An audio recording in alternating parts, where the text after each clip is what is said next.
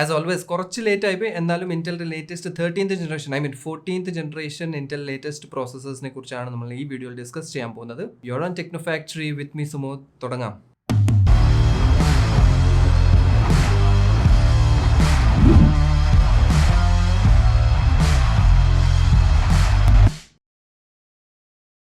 Actually ഇങ്ങനെ ഒരു video ചെയ്യണോ വേണ്ടയോ എന്ന് കുറച്ച് ആലോചിച്ച് നോക്കിയതാണ്. ബിക്കോസ് പ്രത്യേകിച്ച് എടുത്തു പറയാൻ 13th ജനറേഷനിൽ നിന്ന് 14th വരുമ്പം അങ്ങനെ ഹെവി ഡിഫറൻസസ് ഒന്നുമില്ല. ഇന്റൽ തന്നെ ഇതിനെ പറയുന്നത് refresh of 13th generation Raptor Lake processors എന്നാണ്. That means existing 13th generation പ്രോസസേഴ്സിൽ തന്നെ ചെറിയ ട്വീക്സ് ആൻഡ് മൈനർ ചേഞ്ചസ് വരുത്തിക്കൊണ്ട് അവരുടെ നെക്സ്റ്റ് മെയിൻ ജനറേഷൻ പ്രോസസേഴ്സ് വരുന്നതിന്റെ ഇടയ്ക്കുള്ള ഗ്യാപ്പ് ഫിൽ ചെയ്യാൻ വേണ്ടി ഇറക്കിയ പ്രോസസേഴ്സ് ആണ് ഈ 14th ജനറേഷൻ പ്രോസസേഴ്സ്. എന്തായാലും ഇന്റൽ 14th ജനറേഷൻ പ്രോസസേഴ്സിൽ പുതിയതായിട്ട് ആഡ് ആയിട്ടുള്ള ഫീച്ചർ സെറ്റ് എന്തൊക്കെയാണ് നോക്കാം. 14th ജൻ ഇന്റലിന്റെ ലേറ്റസ്റ്റ് വൈഫൈ 7 സ്റ്റാൻഡേർഡും ബ്ലൂടൂത്ത് 5.4 സ്റ്റാൻഡേർഡ് സപ്പോർട്ട് ചെയ്യുന്നതായിരിക്കും. പക്ഷേ ലേറ്റസ്റ്റ് അപ്ഡേറ്റഡ് ആയിട്ട് വന്ന 700 സീരീസ് മദർ ബോർഡ്സിൽ മാത്രമായിരിക്കും. തണ്ടർബോൾട്ട് 4ന്റെ സപ്പോർട്ട് ആഡ് ചെയ്തിട്ടുണ്ട്. പ്രോസസറിൽ ഇ കോഴ്സ് കൂട്ടിയിട്ടുണ്ട്. ജസ്റ്റ് ഒറ്റ ഒരു പ്രോസസറിൽ മാത്രമാണ് കൂട്ടിയത്, എല്ലാ പ്രോസസേഴ്സും അല്ല. Intel i7 14700Kയിൽ 4 extra E course add ചെയ്തിട്ടുണ്ട്. സിമിലർലി ഓവർക്ലോക്ക് ഒക്കെ ചെയ്യുന്നവരാണെങ്കിൽ ഇന്റൽ എക്സ്ട്രീം ട്യൂണിംഗ് യൂട്ടിലിറ്റി XTUയിൽ പുതിയ AI അസിസ്റ്റ് ഫീച്ചർ ആഡ് ചെയ്തിട്ടുണ്ട്. സോ ഇനി just 1 click AI guided overclocking ചെയ്യാൻ പറ്റുന്നതായിരിക്കും. പ്രോസസറിന്റെ സ്പീഡ്സ് ഓൾമോസ്റ്റ് സിമിലർ ആണ്. 100 to 200 MHz സ്പീഡ്സ് അവിടെ ഇവിടെ ചെറിയതായിട്ട് വേരിയേഷൻ വന്നിട്ടുണ്ട്, അത്രേ ഉള്ളൂ. ഇനി 13th ജനറേഷനിലുള്ള കുറച്ച് നല്ല ഫീച്ചേഴ്സ് 14th ക്യാരി ഫോർവേഡ് ആകുന്ന ഫീച്ചേഴ്സ് എന്തൊക്കെയാണെന്ന് നോക്കാം. പ്രൈസിംഗ് ഓൾമോസ്റ്റ് സിമിലർ ആയിരിക്കും. ലൈക്ക് ഇന്ത്യൻ പ്രൈസിംഗ് അല്ല ഞാൻ പറയുന്നത്, പക്ഷേ ഗ്ലോബലി പ്രൈസിംഗ് നോക്കുവാണെങ്കിൽ 13th ജെന്റെ ഓൾമോസ്റ്റ് അതേ സിമിലർ പ്രൈസിംഗ് ആയിരിക്കും. ഇന്ത്യയിൽ വരുമ്പം ഇനീഷ്യലി കുറച്ച് എക്സ്പെൻസീവ് ആയിരിക്കും. അതിപ്പോൾ അങ്ങനെ തന്നെയാണല്ലോ. സോ 1 to 2,000 റുപ്പീസിന്റെ ഒരു ഇൻക്രിമെന്റ് ഉണ്ടാകും. സിമിലർലി DDR4 ആൻഡ് DDR5 രണ്ട് പ്ലാറ്റ്ഫോംസും സപ്പോർട്ട് ചെയ്യുന്നതായിരിക്കും 14th ജനറേഷൻ പ്രോസസേഴ്സ്. അതേപോലെ പുതിയ മദർ ബോർഡ്സ് ഒന്നും വരുന്നില്ല. 600 ആൻഡ് 700 സീരീസ് രണ്ട് മദർ ബോർഡ്സും വർക്ക് ആകുന്നതായിരിക്കും. ബയോസ് അപ്ഡേറ്റ് ചെയ്ത് കഴിഞ്ഞാൽ പുതിയ ഫീച്ചേഴ്സ്, അതായത് ഈ വൈഫൈ 7 ഒക്കെ സപ്പോർട്ട് ചെയ്യുന്ന 700 സീരീസിന്റെ അപ്ഡേറ്റഡ് മദർ ബോർഡ്സ് എന്തായാലും വരുന്നതായിരിക്കും. പക്ഷേ അതല്ലാതെ 600 ആൻഡ് 700 ചിപ്സെറ്റ് ഉള്ള മദർ ബോർഡ്സ് സപ്പോർട്ടഡ് ആണ്.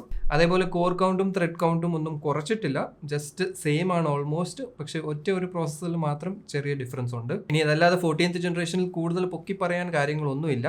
13th ജനറേഷൻ പ്രോസസേഴ്സിനെ തന്നെ ചെറുതായിട്ടൊന്ന് ഓവർക്ലോക്ക് ചെയ്തതേ ഉള്ളൂ. അങ്ങനെ നമുക്ക് കാണാം. ഇതിന് അത്ര ഇന്റലും ചെയ്തിട്ടുള്ളൂ. എനിവേസ് നമുക്ക് സ്പെക്സ് ഒന്ന് കമ്പയർ ചെയ്ത് നോക്കാം. സോ ടോപ്പിലുള്ളത് 13th generation Raptor Lake processors ആണ്. ബോട്ടം സൈഡിലുള്ളത് 14th ജനറേഷൻ ഇപ്പോൾ ഇറങ്ങിയ റാപ്റ്റർ ലൈക്ക് പ്രോസസേഴ്സിന്റെ റീഫ്രഷ് പ്രോസസേഴ്സിന്റെ സ്പെക്സ് ആണ്. സോ ഇവിടെ ക്ലിയർലി നമുക്ക് കോർ കൗണ്ടും കാര്യങ്ങളും ഓൾമോസ്റ്റ് സെയിം ആണ്. 14700Kയിൽ മാത്രം 20 കോഴ്സ് ഉണ്ട്. 16 നിന്ന് 20 ആയിട്ടുണ്ട്. 8 പി കോഴ്സും 12 ഇ കോഴ്സും. അതുകൊണ്ട് തന്നെ i7ൽ ത്രെഡ് കൗണ്ടും കൂടിയിട്ടുണ്ട്. 24 നിന്ന് 28 ആയിട്ടുണ്ട്. ക്യാഷ് മെമ്മറിയുടെ കോളം നോക്കുവാണെങ്കിൽ സെയിം ആണ്, ഒരു ചേഞ്ചും ഇല്ല. പുതിയൊരു thermal velocity boost frequency add ചെയ്തിട്ടുണ്ട്. ജസ്റ്റ് ഇന്റൽ i9 14900K പ്രോസസറിൽ മാത്രം. സോ ഈ പ്രോസസർ 6 GHz മേലെ പോകുമെന്നാണ് പറയുന്നത്. ബാക്കി പി കോഴ്സിന്റെ ബേസ് ഫ്രീക്വൻസി നോക്കുവാണെങ്കിൽ 3 GHz ആണ് 13900Kയിൽ ഉള്ളത്. 14900Kയിലോട്ട് വരുമ്പം 3.2 GHz ആയിട്ട് കൂടിയിട്ടുണ്ട്. 200 MHz ഇൻക്രിമെന്റ് ഉണ്ട്. പക്ഷേ ടെർബോ ഫ്രീക്വൻസി കുറഞ്ഞിട്ടുണ്ട്. 5.8 GHz 5.6 GHz ആയിട്ട് കുറഞ്ഞിട്ടുണ്ട്. സോ ബേസിൽ 200 MHz കൂട്ടി ആൻഡ് ടർബോ ഫ്രീക്വൻസിയിൽ 200 MHz കുറച്ചിട്ടുണ്ട്. ഇതിൽ എന്ത് ലോജിക്കാണ് ഉള്ളതെന്ന് അറിയത്തില്ല. ഇതേപോലെയാണ് ബാക്കി ഫ്രീക്വൻസീസിന്റെ കാര്യം നോക്കുവാണെങ്കിലും ഓൾമോസ്റ്റ് സിമിലർ ആണ്. 3.4 തന്നെയാണ് i7 പ്രോസസേഴ്സിൽ ബേസ് ഫ്രീക്വൻസി. പി കോഴ്സിന്റെ 5.4 നിന്ന് 5.5 ആയിട്ട് ടർബോ കൂടിയിട്ടുണ്ട്. ആൻഡ് 13600K 14600Kയുടെ കമ്പാരിസൺ നോക്കുവാണെങ്കിൽ പി കോഴ്സിന്റെ ബേസ് ഫ്രീക്വൻസി സെയിം ആണ് ആൻഡ് ടർബോ ഫ്രീക്വൻസി രണ്ടും സെയിം ആണ്. ഇവിടെ ഈ കോഴ്സിന്റെ ടർബോ ഫ്രീക്വൻസി 3.5 നിന്ന് 4 GHz ആയിട്ട് കൂടിയിട്ടുണ്ട്. സോ സ്പീഡ്സിന്റെ കാര്യത്തിൽ ഇങ്ങനെയാണ് ചെറിയ ഡിഫറൻസസ് ഉള്ളത്. ഒരു മേജർ ഇമ്പാക്ട് ഒന്നും പെർഫോമൻസിൽ ഈ സ്പീഡ്സ് ഒന്നും ഉണ്ടാക്കുന്നില്ല. സിമിലർലി പവർ കൺസംഷൻ നോക്കുവാണെങ്കിൽ ബേസ് പവറും ടർബോ പവർ രണ്ടും സെയിം ആണ്. ആൻഡ് $ഡോളേഴ്സിലെ പ്രൈസിംഗ് നോക്കുവാണെങ്കിൽ 13th gen and 14th gen രണ്ടും സെയിം പ്രൈസിംഗ് ആണ് ഇൻ ഡോളേഴ്സ്. ഇന്റൽ ക്ലെയിം ചെയ്യുന്ന ബെഞ്ച് മാർക്സ് നോക്കുവാണെങ്കിൽ 7950X 3D പ്രോസസറിനെ ഇന്റലിന്റെ ടോപ്പ് ലൈൻ പ്രോസസർ ബീറ്റ് ചെയ്യുന്നു എന്നാണ് പറയുന്നത്. സോ അതുകൊണ്ട് തന്നെ അതൊരു ക്ലിയർ ഇൻഡിക്കേഷൻ അല്ല എത്രത്തോളം പെർഫോമൻസ് ഇംപ്രൂവ്മെന്റ് ഉണ്ടെന്ന് നമുക്കറിയാം. പിന്നെ 23% better gaming performance than the competitor എന്നാണ് ഇന്റൽ അവരുടെ സ്ലൈഡ്സിലൊക്കെ കാണിക്കുന്നത്. അത് ജസ്റ്റ് ഒറ്റ ഒരു ഗെയിമിൽ മാത്രമാണ് ശരിയായിട്ടുള്ളത്. തേർഡ് പാർട്ടി ബെഞ്ച് മാർക്സ് എല്ലാം തന്നെ പുറത്ത് വന്നിട്ടുണ്ട്. സോ ഓൾമോസ്റ്റ് സ്റ്റാർഫീൽഡ് ലേറ്റസ്റ്റ് വന്ന സ്റ്റാർഫീൽഡ് എന്ന ഗെയിമിൽ മാത്രമാണ് ഈ പറഞ്ഞ 23% ഇംപ്രൂവ്മെന്റ് കാണുന്നത്. അത് ഐ തിങ്ക് ഇന്റൽ പ്രോസസറുമായിട്ട് കുറച്ചും കൂടി ഓപ്റ്റിമൈസ്ഡ് ആണെന്ന് തോന്നുന്നു.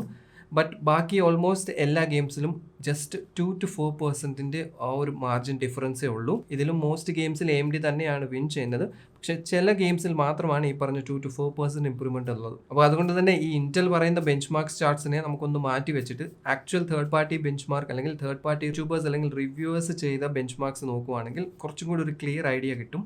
സോ അങ്ങനെ നോക്കുവാണെങ്കിൽ ബ്ലെൻഡർ വർക്ക് ലോഡ്സിൽ ചാർട്ട് ടോപ്പ് ചെയ്യുന്നത് 7950Xും 7950X 3D ആണ്. ഇത് ഗെയിമേഴ്സ് നെക്സസിന്റെ ചാനലിന്റെ ഇൻഡെപ്ത് ആയിട്ടുള്ള ബെഞ്ച് മാർക്കിന്റെ റിസൾട്ട്സ് ആണ്. ആൻഡ് സ്കോർസ് നോക്കുവാണെങ്കിൽ 14900Kയും 13900K രണ്ടും ഓൾമോസ്റ്റ് സെയിം സ്കോർസ് ആണ് ഇവിടെ കിട്ടിയേക്കുന്നത്. പ്രീമിയർ പ്രോ ബെഞ്ച് മാർക്സ് നോക്കുവാണെങ്കിലും നമുക്ക് ചാർട്ടിന്റെ ടോപ്പിൽ നോക്കുവാണെങ്കിൽ 7950X പ്രോസസർ ആണ് കാണുന്നത്. അത് കഴിഞ്ഞിട്ടാണ് 14900K പ്രോസസർ വരുന്നത്. ആൻഡ് തേർഡ് വരുന്നത് 7950X 3D ആണ്. അത് കഴിഞ്ഞിട്ടാണ് 13900K പ്രോസസർ വരുന്നത്. ഇവിടെയും 13900K ആൻഡ് 14900Kയിൽ വലിയ ഡിഫറൻസ് ഒന്നുമില്ല. സോ ഈ ബെഞ്ച് മാർക്സ് കാണുമ്പോൾ നമുക്ക് ഒരു കാര്യം ക്ലിയർ ആണ്. 7950X 7950X 3D Ryzen 9 series processors ആണ് ഓൾമോസ്റ്റ് എല്ലാ ചാർട്ട്സിലും ടോപ്പിൽ നിൽക്കുന്നത്. Specially X3D variance 7950X 3D ആയാലും 7900X 3D ആയാലും ഈവൻ 7800X 3D മോഡൽസ് ആയാലും എക്സെപ്ഷണലി നല്ല പെർഫോമൻസ് ആണ് compare to Intel processors.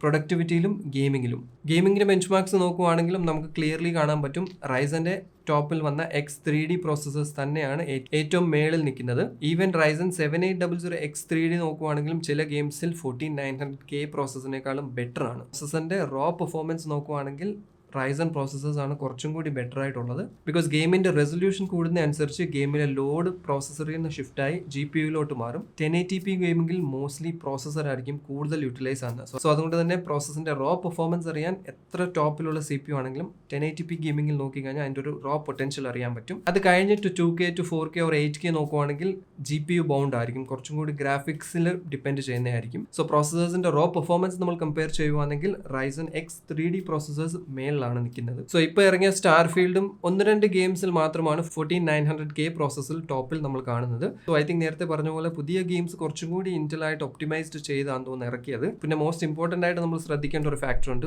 Power consumption അല്ലെങ്കിൽ എഫിഷ്യൻസി. സോ എഫിഷ്യൻസി വൈസ് നോക്കുവാണെങ്കിൽ X3D പ്രോസസേഴ്സിന്റെ power consumption 14900K and 14700K പ്രോസസേഴ്സിനേക്കാളും കുറവാണ്. സോ എപ്പോഴും പറയുന്ന പോലെ എഫിഷ്യൻസിയുടെ കാര്യത്തിലും AMDയുടെ പ്രോസസേഴ്സ് മുന്നിൽ തന്നെയാണ്. തെർമൽസ് ആസ് എക്സ്പെക്ടഡ് കൂടുതലാണ്. 300 വാട്ട്സിന് മേലെയാണ് തെർമൽ കൺസംഷൻ നമ്മൾ ഈ ബെഞ്ച് മാർക്സിലൊക്കെ കാണുന്നത്. So mostly 13th generation processors and 14th generation പ്രോസസേഴ്സിൽ മേജർ ഇംപ്രൂവ്മെന്റ്സ് ഒന്നുമില്ല. 2 to 5%. ഈ 5% എന്ന് പറയുന്നതും ചില സിനേറിയോസിൽ മാത്രമാണ്. ഓക്കെ, കൺക്ലൂഡ് ചെയ്യുന്നതിന് മുമ്പ് ഇന്ത്യൻ പ്രൈസസും ഐ തിങ്ക് ഇപ്പോൾ മാർക്കറ്റിൽ വന്ന് തുടങ്ങിയിട്ടുണ്ട്. 13900K 52,000 ആണ് ആൻഡ് 14900K ഇപ്പം 54,000 ആ റേഞ്ചിൽ അവൈലബിൾ ആണ്. 13700K നോക്കുവാണെങ്കിൽ 39,000ഉം 14700K നോക്കുവാണെങ്കിൽ 41 to 42,000 റേഞ്ച് ആണ് മാർക്കറ്റ് പ്രൈസിംഗ്. 13600K പ്രോസസറിലും 30,000 ആ റേഞ്ച് ആണ്. പുതിയ 14600Kയുടെ പ്രൈസും 31 to 32,000 ആണ്. സോ ആദ്യമേ ഞാൻ പറഞ്ഞ പോലെ തന്നെ ഒരു 1,000 to 2,000 റുപ്പീസിന്റെ ആ ഒരു ഡിഫറൻസേ ഉള്ളൂ.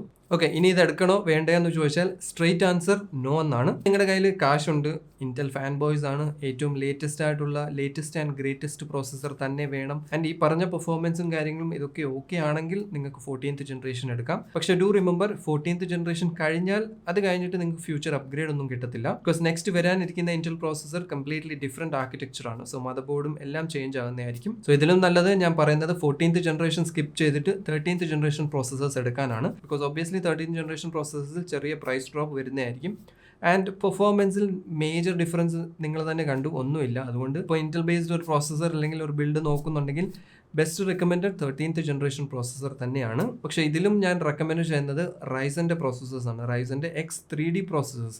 ഇൻ കേസ് നിങ്ങൾക്ക് ബഡ്ജറ്റ് ഉണ്ട്, കുറച്ച് ഹൈ ആൻഡ് ബിൽഡ്സ് ഒക്കെയാണ് നോക്കുന്നതെങ്കിൽ എഫിഷ്യൻസി പോയിന്റ് ഓഫ് വ്യൂവിലും പെർഫോമൻസിന്റെ പോയിന്റ് ഓഫ് വ്യൂവിലും ആൻഡ് ഏറ്റവും ഇമ്പോർട്ടൻ്റ്ലി ഫ്യൂച്ചർ അപ്ഗ്രേഡിന്റെ പോയിന്റ് ഓഫ് വ്യൂവിലും AMD പ്രോമിസ് ചെയ്തത് നിയർലി ഒരു 4 to 5 years down the line processors easily upgrade ചെയ്യാവുന്നതാണ്. ഇന്റൽ ആണ് ചൂസ് ചെയ്യുന്നതെങ്കിൽ അവരുടെ അപ്ഗ്രേഡ് പാത്ത് ഇവിടെ ക്ലോസ്ഡ് ആണ്. ലാസ്റ്റ് പ്രോസസർ സീരീസ് ആണ് ഈ സോക്കറ്റിൽ. പക്ഷേ AMD സൈഡ് നമുക്ക് ഈസി ഫ്യൂച്ചർ പ്രൂഫിംഗ് ആണ്. അറ്റ്ലീസ്റ്റ് നമുക്കൊരു 3 years എങ്കിലും എക്സ്പെക്ട് ചെയ്യാം. സോ നല്ലൊരു high end and future proof build നോക്കുന്നുണ്ടെങ്കിൽ AM5 is the best option. To sum it up, money is yours, so think well and spend wisely. ഇത്രേ പറയാനുള്ളൂ. Anyways, ഇതൊക്കെയാണ് 14th generation പ്രോസസേഴ്സിന്റെ സ്പെക്സും ഡീറ്റെയിൽസും പ്രൈസിങ്ങും എന്തൊക്കെയാണ്, എങ്ങനത്തെ പെർഫോമൻസ് ആണ് 13th ജനറേഷനുമായിട്ട് കമ്പയർ ചെയ്യുമ്പോൾ എന്തെങ്കിലും ചേഞ്ച് ഉണ്ടോ എന്നുള്ളത്. Hope you like the video. Video ഇഷ്ടപ്പെട്ടാൽ ലൈക്ക് ചെയ്യാം, ഇല്ലെങ്കിൽ ഡിസ്ലൈക്ക് ചെയ്യാം. ചാനൽ സബ്സ്ക്രൈബ് ചെയ്തിട്ടില്ലെങ്കിൽ to subscribe to my channel. അടുത്തൊരു വീഡിയോയിൽ കാണാം. Till then, be positive and stay happy.